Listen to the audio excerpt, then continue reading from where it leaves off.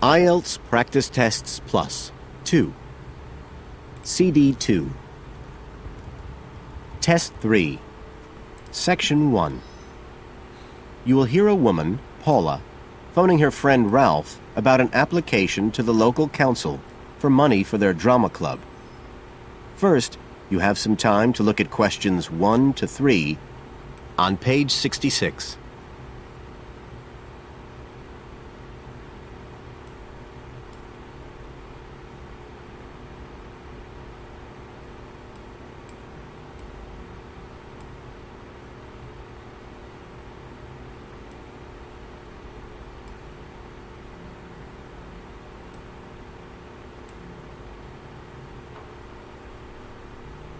You will see that there is an example which has been done for you. On this occasion only, the conversation relating to this will be played first.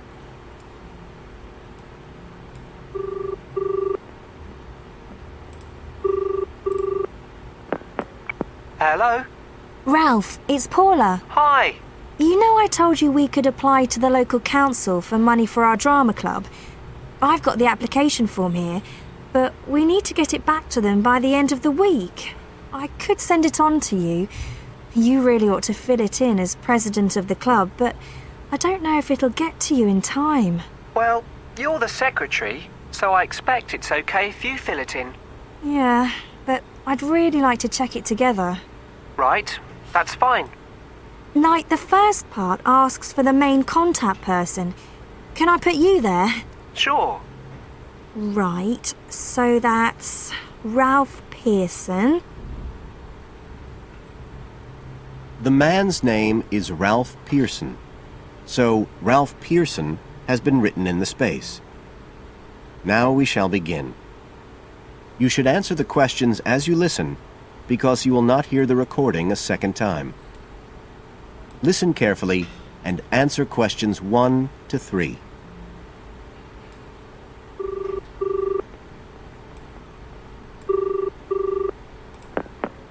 Hello?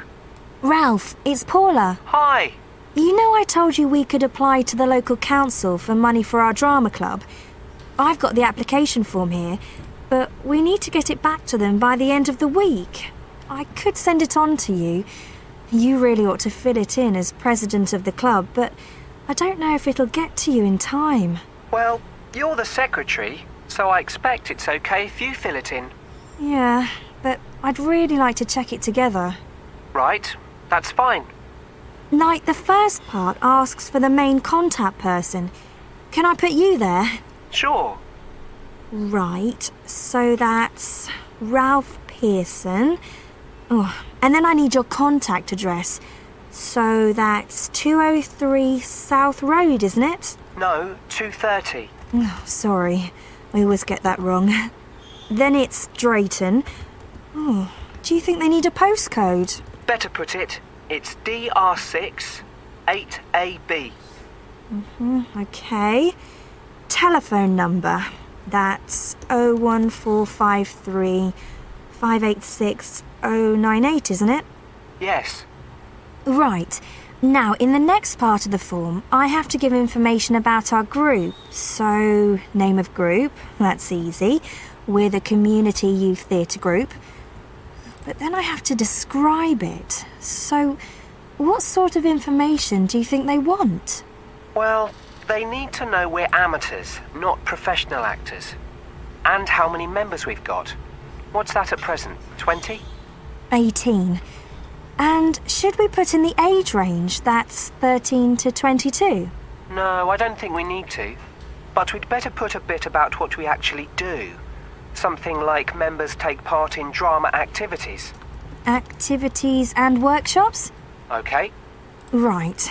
That's all for that section, I think. You now have some time to look at questions 4 to 10 on page 66.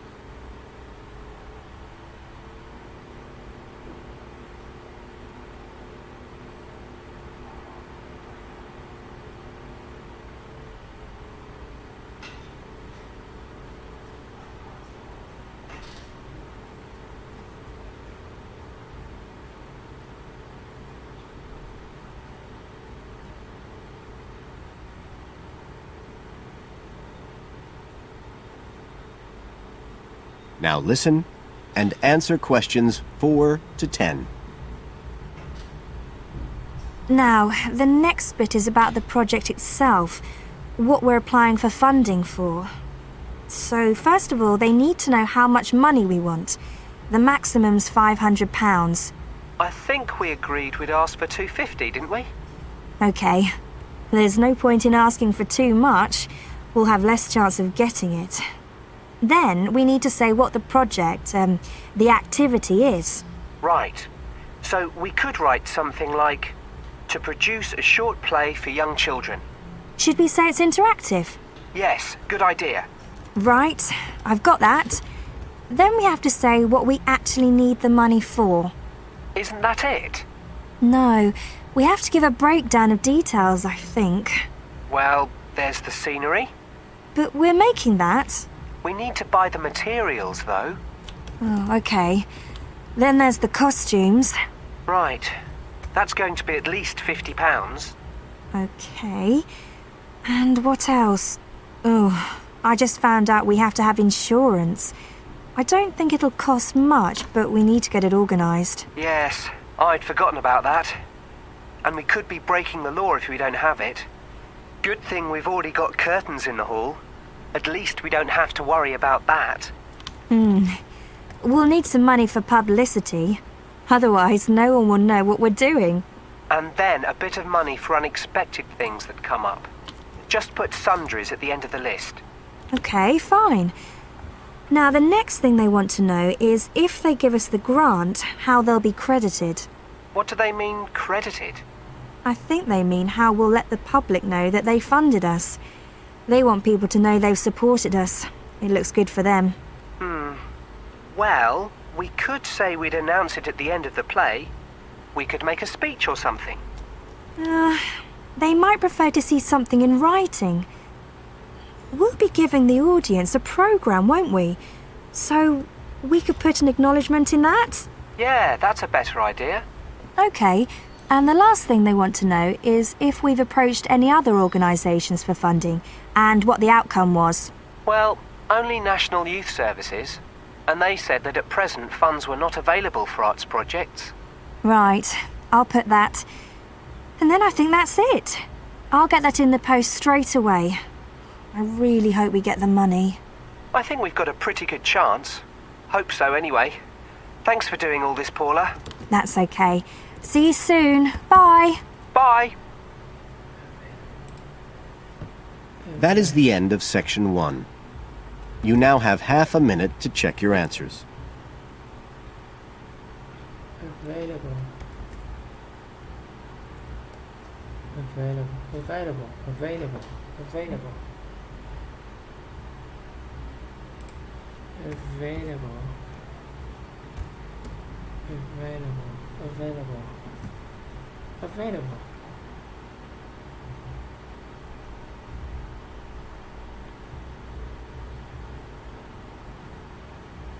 Now turn to section 2 on page 67.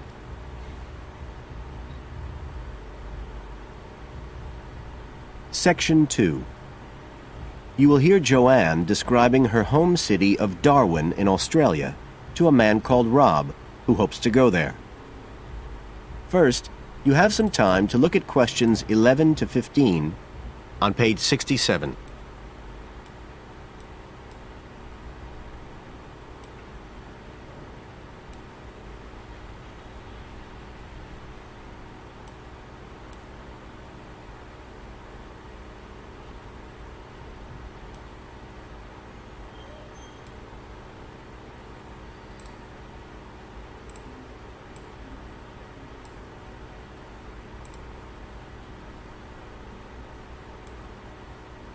Now listen carefully and answer questions 11 to 15. Joanne? Hi, you must be Rob. Nice to meet you. So, I hear you're planning to visit Australia. Yeah, and I really wanted to talk to you because I was thinking of spending some time in Darwin, and my sister told me you're from there. That's right. So, tell me about it. Well, where shall I start? Well, Darwin's in what they call the top end, because it's right up at the northern end of Australia, and it's quite different from the rest of Australia in terms of cultural influences.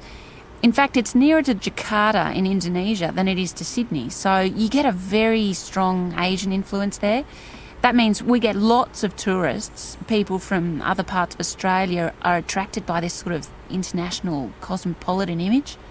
And as well as that, we've got the same laid-back atmosphere you get all over Australia, probably more so, if anything, because of the climate.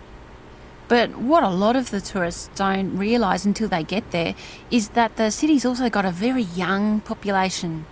The average age is just 29, and this makes the whole place very buzzy. Some people think that there might not be that much going on as far as art and music and dancing and so on are concerned because it's so remote. I mean, we don't really get things like theatre and opera in the same way as cities down in the south, like Sydney, for example, because of the transport expenses. But in fact, what happens is that we just do it ourselves. Lots of people play music, classical as well as pop, and there are things like artists groups and writers groups and dance classes. Everyone does something. We don't just sit and watch other people. You said it's very international? Yeah, they say there's over 70 different nationalities in Darwin. For instance, there's been a Chinese population there for over 100 years. We've even got a Chinese temple. It was built way back in 1887, but when a very bad storm, a cyclone in fact, hit Darwin in the 1970s, it was almost completely destroyed. And the only parts of the temple that survived were part of the altars and the stone lions. But after the storm, they reconstructed it using modern materials. It's still used as a religious centre today, but it's open to tourists too, and it's definitely worth going to see it. Oh, and as far as getting around goes, you'll see places that advertise bicycles for hire, but I wouldn't recommend it. A lot of the year it's just so hot and humid. Some tourists think it'll be fine because there's not much in the way of hills and the traffic's quite light compared with some places, but believe me, you're better off with public transport. It's fine and not expensive, or you can hire a car, but it's not really worth it. What's the swimming like? Well, there are some good beaches, but the trouble is that there's this nasty creature called the box jellyfish, and if it stings you, you're in bad trouble. So you have to be very careful most of the year, especially in the winter months. You can wear a lycra suit to cover your arms and legs, but I wouldn't like to risk it even so, personally. And there are the saltwater crocodiles too. I mean, I don't want to put you off.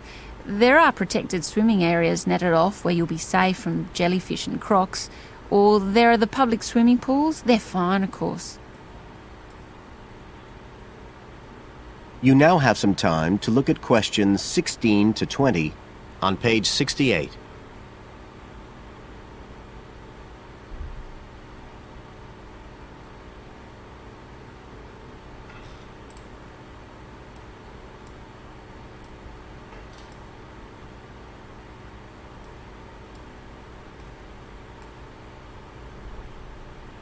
Now listen and answer questions 16 to 20. So which places would you specially recommend? Well, one of the most popular attractions is called Aquascene. What happens is every day at high tide, hundreds of fish come in from the sea, all different sorts, including some really big deep sea fish. And some of them will even take food from your hand. It's right in the middle of town at the end of the esplanade. It's not free. I think you have to pay about $5, but it's definitely something you have to experience. Then, of course, Darwin has a great range of food, being such a cosmopolitan place. And if you don't have lots to spend, the best place to go is to Smith Street Mall, where they have stalls selling stuff to eat. There's all sorts of different things, including Southeast Asian dishes, which I really like. You'd think there'd be plenty of fresh fish in Darwin, as it's on the coast, but in fact, because of the climate, it mostly gets frozen straight away. But you can get fresh fish in the restaurants on Cullen Bay Marina. It's a nice place to go for a special meal, and they have some good shops in that area too. What else? Well, there's the Botanic Garden. It's over 100 years old and there's lots to see. An orchid farm, rainforest, a collection of palm trees, a wetlands area. You can easily spend an afternoon there. That's at Fanny Bay, a couple of kilometres out to the north. Then, if you've got any energy left in the evening, the place to go is Mitchell Street. That's where it all happens as far as clubs and music and things are concerned. You'll bump into lots of my friends there. Talking of friends, why don't I give you some email addresses? I'm sure they... That is the end of section 2. You now have half a minute to check your answers.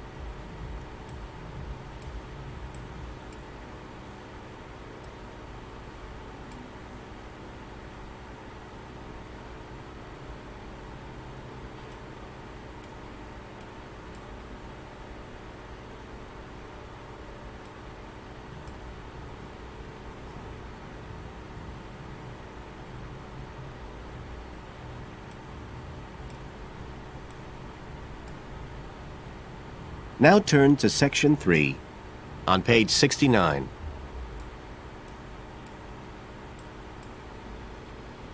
Section 3.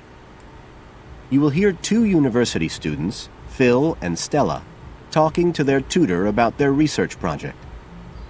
First, you have some time to look at questions 21 to 27 on pages 69 and 70.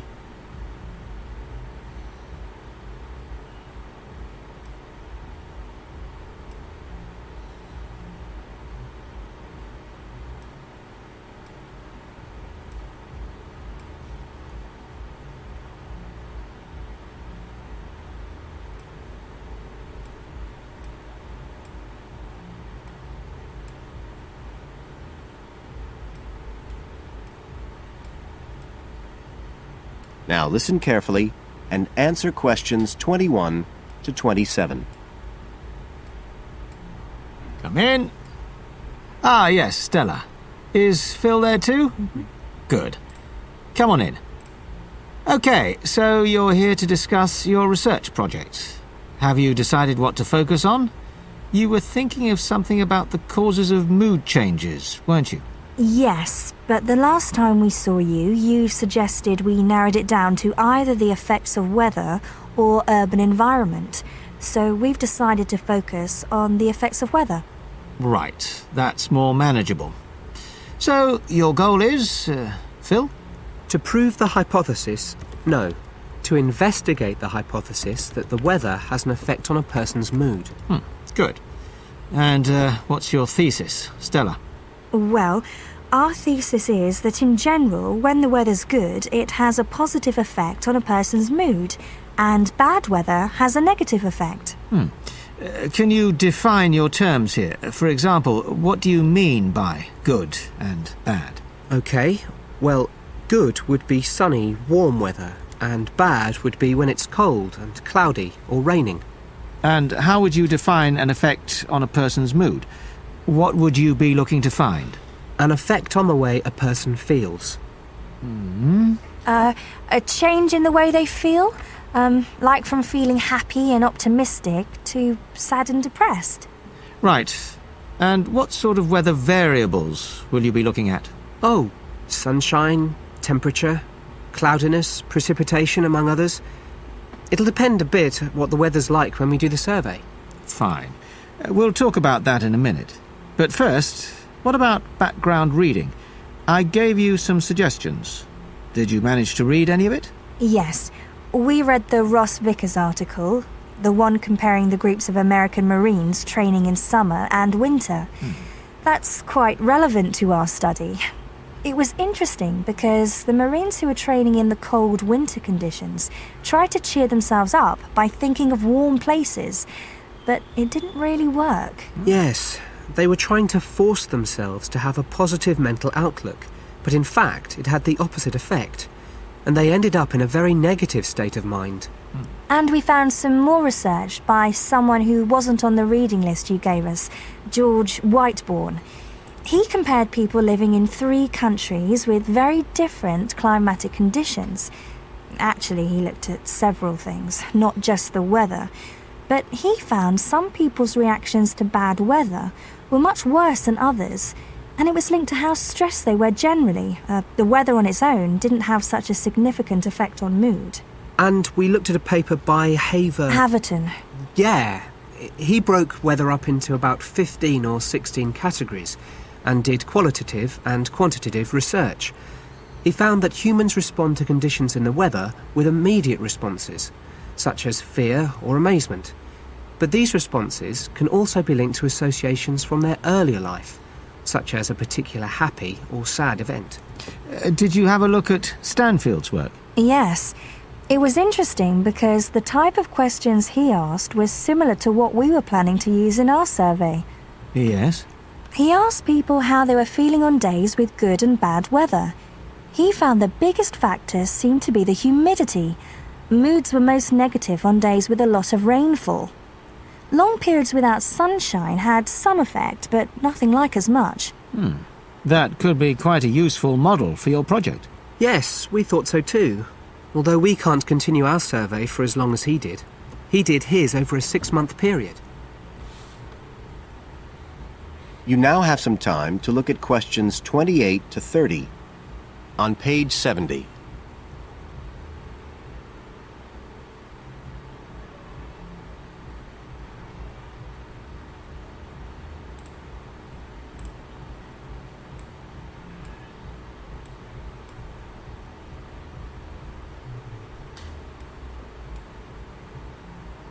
Now listen and answer questions 28 to 30.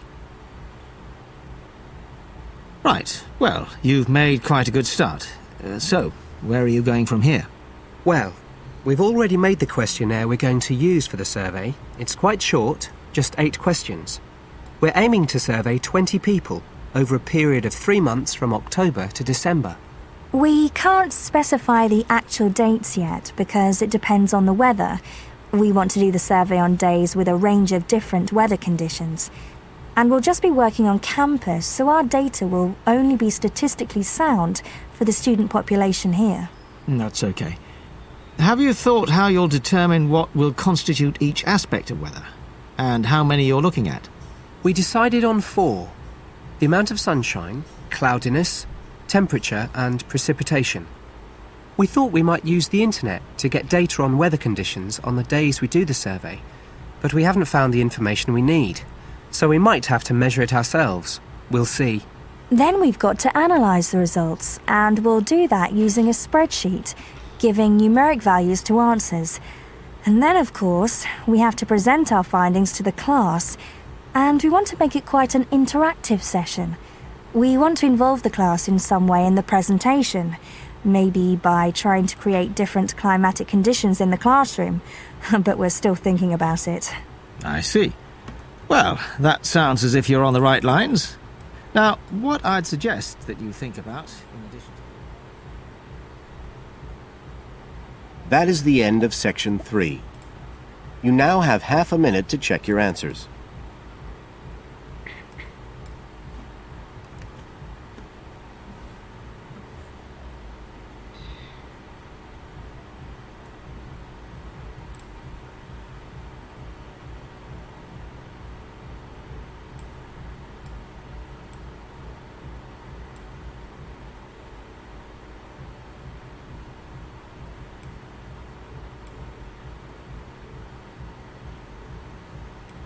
Now turn to section 4 on page 71.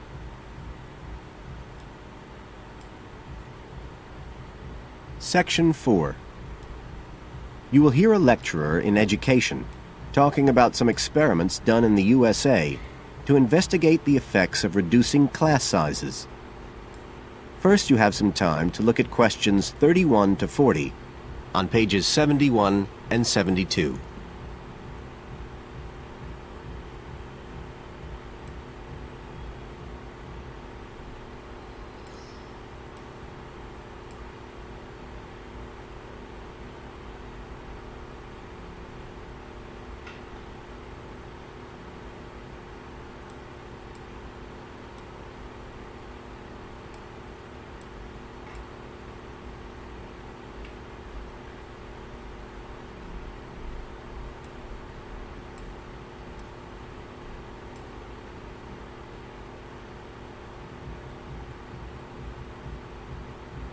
Now listen carefully and answer questions 31 to 40. All over the world, there are passionate arguments going on about how educational systems can be improved. And of all the ideas for improving education, few are as simple or attractive as reducing the number of pupils per teacher. It seems like common sense. But do these ideas have any theoretical basis? Today, I want to look at the situation in the USA and at some of the research that has been done here in America on the effects of reducing class sizes. In the last couple of decades or so, there has been considerable concern in the United States over educational standards here, following revelations that the country's secondary school students perform poorly relative to many Asian and European students. In addition, statistics have shown that students in the nation's lower income schools in the urban areas have achievement levels far below those of middle-class and upper-middle-class schools. So would reducing class sizes solve these problems? Well, we have to remember that it does have one obvious drawback. It's expensive. It requires more teachers and possibly more classrooms, equipment, and so on. On the other hand, if smaller classes really do work, the eventual economic benefits could be huge. Better education would mean that workers did their jobs more efficiently, saving the country millions of dollars. It would also mean that people were better informed about their health, bringing savings in things like medical costs and days off sick. So what reliable information do we have about the effects of reducing class sizes? There's plenty of anecdotal evidence about the effect on students' behavior, but what reliable evidence do we have for this?